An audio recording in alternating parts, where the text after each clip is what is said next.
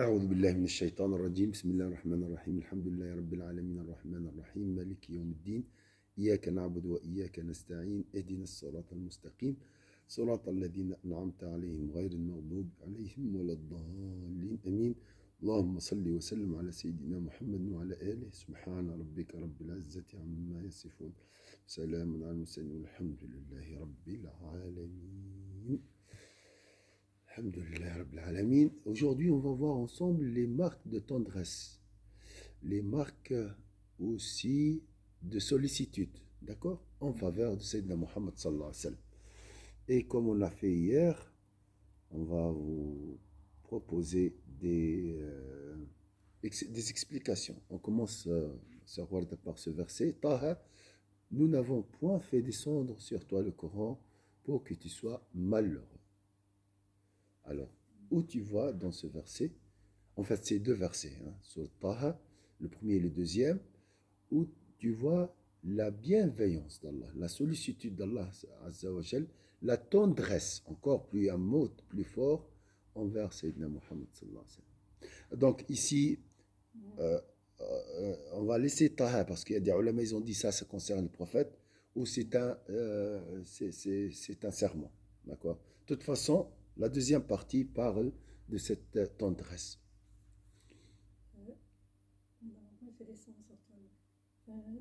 Là, je dirais que peut-être c'est une chose qui est quand même lourde. Oui. Qui est assez lourde pour un être humain. Mais c'est pas pour l'alourdir, enfin, c'est pas pour le rendre malheureux.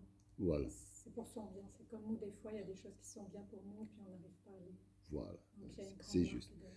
Et est-ce qu'il y a une circonstance, quelque chose comme ça, lié au malheur, au bonheur, la révélation du Coran? Dans cette phrase? Oui. En général, dans la vie de Sayyidina Muhammad sallallahu alayhi wa sallam, dans son rapport avec la révélation, comment il recevait le Coran, le prophète sallallahu alayhi wa sallam. Il le prenait comme c'est une grande responsabilité. Voilà, c'est une responsabilité. Le contenu, c'est une responsabilité. Allah lui a chargé de transmettre à l'humanité, d'accord. Mais au moment de la réception des paroles, comment il était le prophète sallallahu alayhi wa sallam? Il souffrait, non? Oui, c'était lourd pour le prophète. C'est une parole lourde, c'est marqué dans le Coran. Et il tremblait, c'est comme les cloches, cloches, voilà. C'était dur. Et il transpirait pendant la nuit froide, d'accord. Donc ça, c'est... Et il faisait beaucoup d'efforts pour apprendre aussi, répéter avec Sayyidina Jibril. C'était pas vraiment... oui, c'était pas une partie de plaisir. Non, c'était pas... Bien sûr, il y a le plaisir, mais il était très attaché à cette parole et très avide à l'apprendre et la transmettre. D'accord? Le prophète Allah Azza wa Jalla, il a dit, je comprends, mais on ne veut pas te rendre malheureux. Hein? Donc, le bien-être de ce Sayyidina Muhammad sallallahu alayhi wa sallam, aux yeux d'Allah Azza wa Jalla, il est comment? Il est très important. Il est très important. Donc, tu vois cette relation de tendresse. C'est pas un Seigneur qui transmet un message et toi tu dois transmettre. C'est pas mécanique. Il y a une relation de proximité. Hein? On est d'accord? Tu vois la proximité, est-ce que tu peux développer encore C'est comme une maman à son enfant, elle lui interdire des choses et puis leur donner d'autres choses par amour. Bravo, bravo. Quand tu dis oui, et pour le Coran, dans cette chose, il n'y a pas d'interdiction en fait. Salam alaikum. Il y a quelqu'un qui veut participer, Inch'Allah, après. Oui. C'est pour le rendre meilleur. Voilà. C'est pour ton bien-être. Et ça concerne qui? Salam alaikum, ma soeur. Là, j'ai Oznadia. Oznadi. Bien. Wa alaykoum salam, ma soeur. Tu vas bien? Alhamdulillah. Alhamdulillah, barakallah fik. Alors, on a changé un peu la stratégie dans les cours. On va, j'essaye de préparer des PowerPoint comme ça. Tu vois l'écran Inch'Allah. maintenant? Oui, Voilà, c'est très bien. Et ça dépend le nombre des participants. S'il n'y a pas beaucoup de monde, on prend plus de temps à méditer ensemble. Si il y a beaucoup de monde, je passe d'un slide à un autre. Comme ça, je vous pose des questions, mais ce n'est pas vous pour vous Inch'Allah. rendre malheureux. Comme Inch'Allah. c'est marqué dans ce verset, c'est pour juste que le temps passe très vite et vous Mhm. aimez surtout la religion. Alors, je dis toujours, l'islam, c'est le bonheur. Tu l'as Ça, trouvé, tu ne l'as pas trouvé, ça c'est mon affaire. Mais lui, ça. il est comme ça. D'accord. Oui, Il est comme... C'est le bonheur. Il n'y a pas dans notre bonheur que l'islam. c'est vrai. Les autres choses, c'est soit c'est des moyens ou bien des reflets. Une fois que tu as aimé l'islam, tu vas voir la beauté de ton regard envers l'islam partout. Tu vas aimer un pain, un oignon, une voiture d'occasion et tout. Ta femme, ton époux, tu vas aimer tout le monde. Parce que tes C'est vrai. yeux ont changé. Tu as changé de lunettes. Donc C'est vrai. l'islam essaye de t'aider à changer les lunettes. D'accord? Vous avez compris, pas parce que tu es Oui, aveugle, hein, mais pour voir plus beau, pour oui, voir c'est plus ça. beau. Et c'est C'est un vrai. changement permanent qui s'arrête jamais, chaque jour. Nous, on Inch'Allah. change tous les 5 ans les lunettes, mais l'islam, c'est vraiment un changement permanent sans arrêt. Il faut juste Inch'Allah. faire un peu d'effort, Inch'Allah. Alors, c'est pour ça aussi, on est arrêté sur le premier verset, mais subhanallah, mais c'est magnifique. Je pense le dernier verset, je ne l'ai pas vu, mais c'est pas grave, on va le voir. Je regarde parce que le meilleur, vraiment, le Qadi Iyad a gardé le meilleur verset. Tout le Coran est le meilleur, d'accord? Et il a gardé voilà, oui, je l'ai mis. Mais c'est pas grave, si on finit pas ça, on n'est pas pressé, parce que le temps presse jusqu'à 11h30. Euh, donc on a vu ici, euh, le chapitre, c'est les marques de tendresse, de sollicitude, de bienveillance d'Allah Azza wa Jalla envers Sayyidina Muhammad sallallahu alayhi wa sallam. On a vu, c'est une relation de tendresse, malgré bien sûr cette responsabilité et ces ordres d'Allah Azza wa Jalla à Sayyidina Jibril de transmettre le message. Je ne veux pas que tu sois malheureux.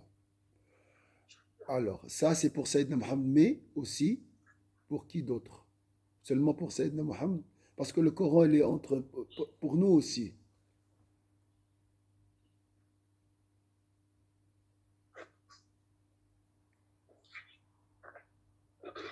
Ma sœur Oznadi, est-ce que tu as une remarque ici? La question c'est, Allah Azza wa Jalla dit, nous n'avons point fait descendre sur toi le Coran pour que tu sois malheureux.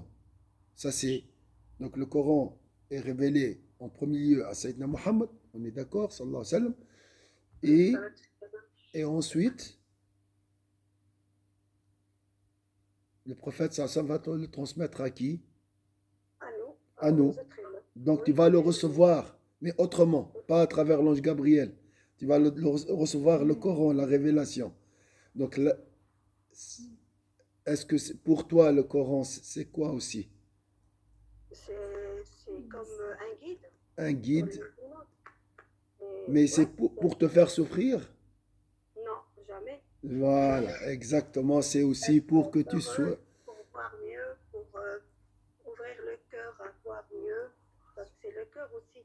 Exactement. Donc c'est aussi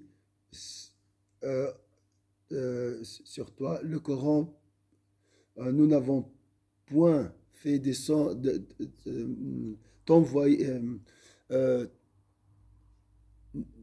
euh, pour toi, donc pour nous, le Coran n'est pas une source de malheur, c'est une Non, source de bonheur aussi. D'accord? ouais, Ça, Inch'Allah. c'est, donc, quand tu penses, quand tu as des suggestions malignes concernant le Coran, ah, c'est lourd, je comprends rien. C'est pas ça l'objectif. Tu es dans une Oui, étape. Continue, Inch'Allah, et tu trouveras le Inch'Allah. bonheur. C'est ça ce qu'il veut dire le Coran.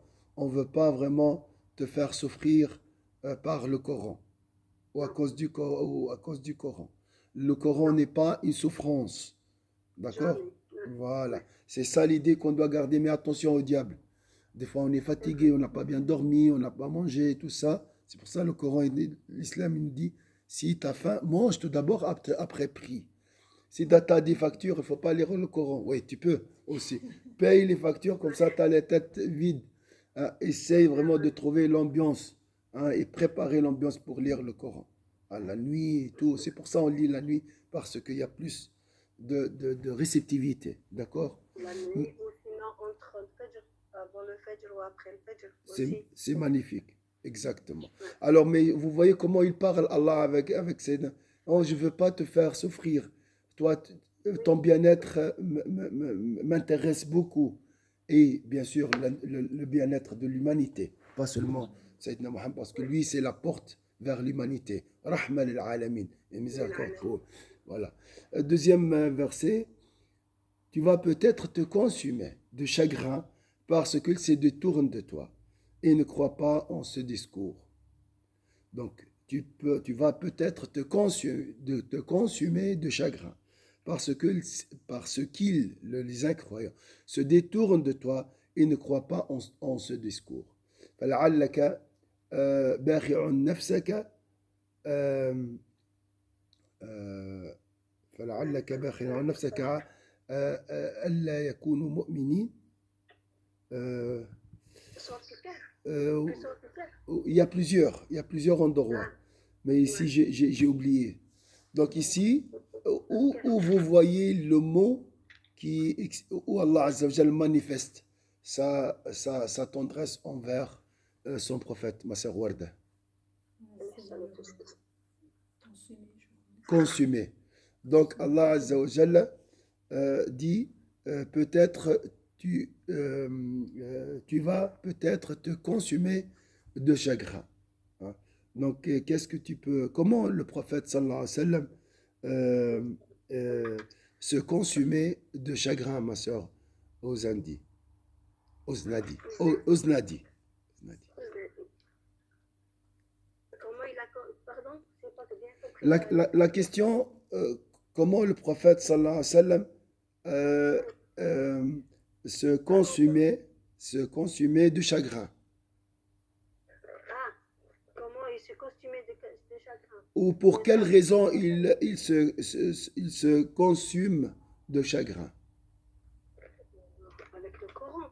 On lit le Coran et puis avec... je n'ai pas compris alors. Alors, se consumer du mourir. Hein. Oui, se consumer, c'est-à-dire, oui, c'est un peu mourir à petit feu, mais petit à petit, c'est souffrir. C'est souffrir. Et puis, il y a beaucoup, je pense que les gens qui l'aiment aussi, il y a ceux qui ne croient pas, mais aussi ceux qui l'aiment. Oui, dans le Coran, il y a toujours la tahzan. La tahzan alayhim. D'accord. Donc, vous avez compris que le prophète sallallahu alayhi wa sallam peut s'attrister, peut avoir du chagrin, d'accord? Mais pour quelle raison? Parce qu'il les aime. Parce qu'il a envie de les sauver du feu. Enfin, voilà. Lui, comme il les voit, il ne veut pas les laisser... Il veut... Voilà, exactement. C'est une rahma. Il ne veut pas voir les gens souffrir, égarés dans la perdition et surtout tomber dans le feu. D'accord? C'est pour ça qu'il souffre jour et nuit jusqu'à vraiment presque la mort. D'accord? Il risque de mourir. Hein? Parce qu'il ne peut pas supporter les gens se détourner de la vérité, pas de lui. Et comme c'est marqué, le Coran va lui dire, ils ont rien contre toi, ils ont un problème avec la vérité. Ça, c'est juste pour... c'est une marque de bien, de tendresse envers le prophète, sallallahu alayhi wa sallam. Donc, quand le prophète souffre, c'est pas parce qu'ils n'ont pas suivi sa propre personne. C'est pas ça. Il fait pas comment on dit, la promotion pour sa propre personne. Et lui, il fait la promotion pour la vérité. Sayyidina Muhammad sallallahu alayhi wa sallam. Donc, ça lui, comme un élève, moi j'imagine toujours, c'est un professeur avec ses élèves. qui veut les aider à réussir leur bac, mais eux, ils se détournent, ils ne viennent pas, ils chassent l'école, et voilà. Ça fait très... Bon, il est payé, hein, pour le payer, le salaire, il est là, hein, et de toute façon, Allah a pardonné tous ses péchés. Mais lui, il veut le bien, il veut que les gens soient heureux. Oui. Donc, s'ils ne suivent pas le chemin du bonheur, le prophète, sallallahu alayhi wa sallam, n'est pas bien. D'accord? Sallallahu alayhi wa sallam. Est-ce que c'est clair ici? Est-ce que vous avez quelque chose à ajouter ici? Non, très bien. Très bien. Donc là, le prophète, Allah Azza wa Jalla, qu'est-ce qu'il lui a dit dans cette situation? Donc là, le prophète, il est dans vraiment l'extrême tristesse, chagrin, jusqu'à là, mourir de chagrin. Il risque de mourir de chagrin. Allah lui a... Voilà. Hasra. Naam. Bakhir an nafsak. Naam. Qatil an nafsak. Bakhir, voilà ce que tu veux. Si tu continues, comme s'il lui a dit, attention, si tu continues comme ça, tu vas mourir. Mais voilà. T'as pas besoin de... Oui, oui, il lui rappelle. Oui. On lui transmet le message. Voilà. Mais quand on aime quelqu'un, quand on ne veut pas, on va en faire plus aussi. Voilà. Ce que tu fais avec tes enfants, tu dis, mais pourquoi ils font... Le prof, voilà, c'est passé. Le bon exemple, c'est beaucoup avec nos proches. Oui. Nos proches, on veut vraiment les sauver, les guider, leur transmettre notre expérience, nos connaissances. Mais eux sont tièdes, ils s'en fichent, ils ne sont pas intéressés. Ça tue, c'est fort, ça. Alors, qu'est-ce qu'il lui a dit Allah comme marque de...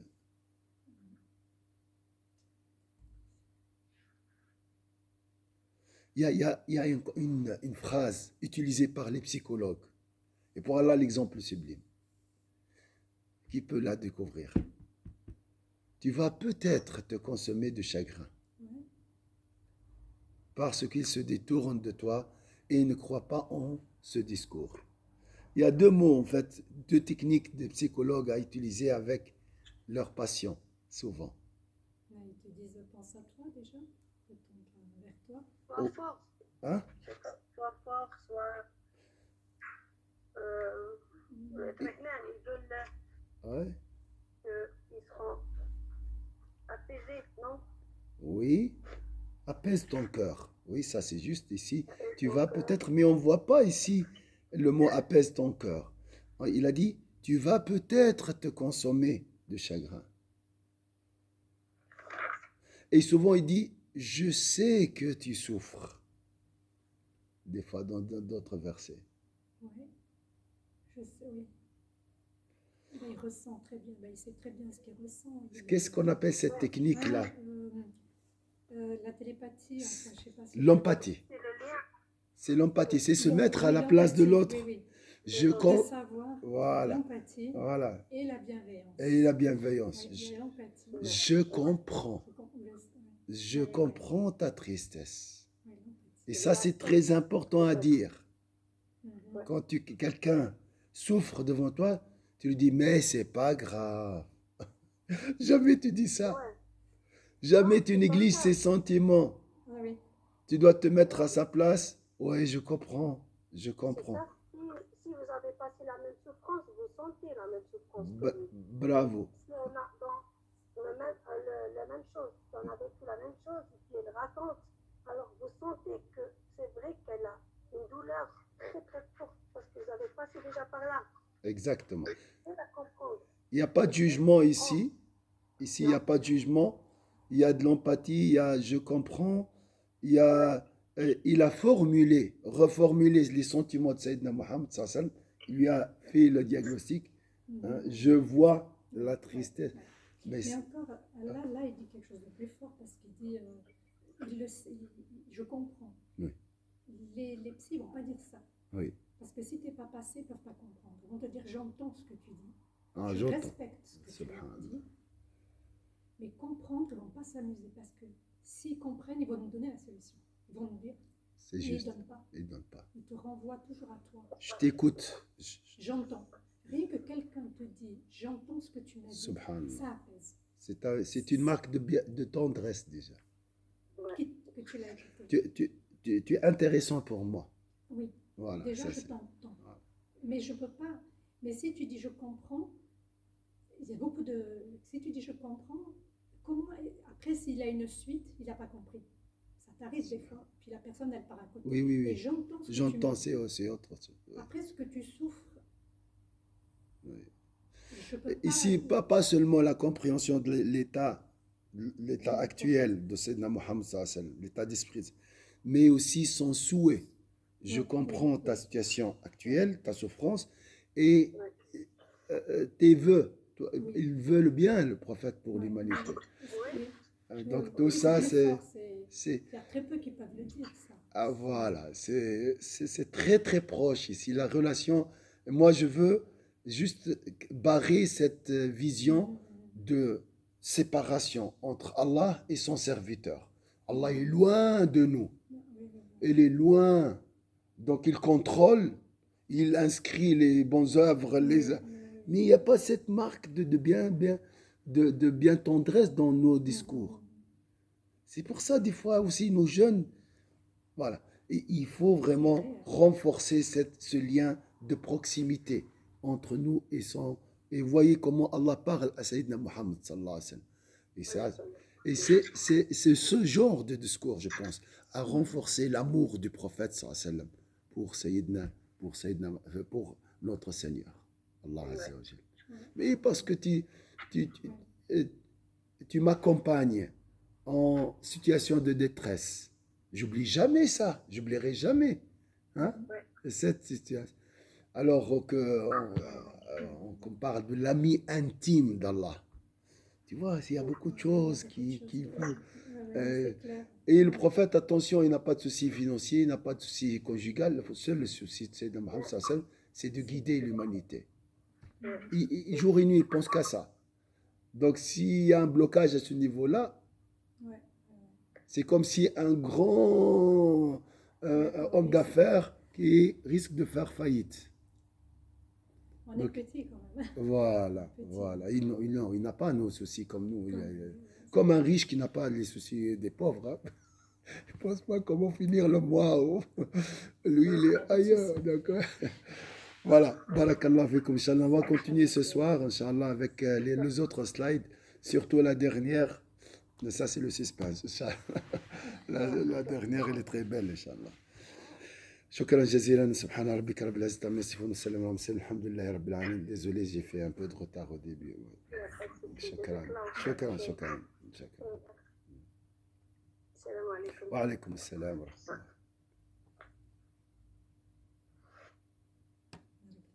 بارك الله فيك إن شاء الله.